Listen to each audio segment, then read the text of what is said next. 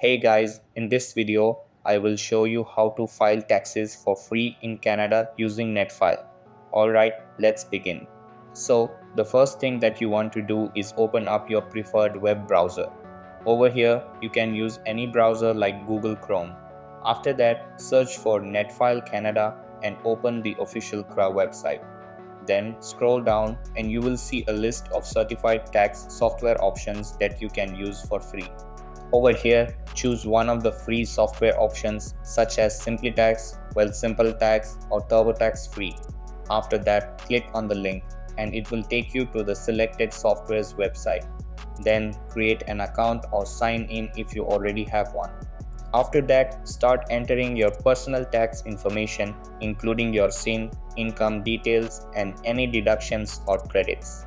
Over here, the software will guide you step by step through the process. Then, once you've reviewed all the information and confirmed it's correct, you can select the option to file using NETFILE. After that, the software will connect directly with the CRA to submit your return. So that's basically how you can file taxes for free in Canada using NETFILE.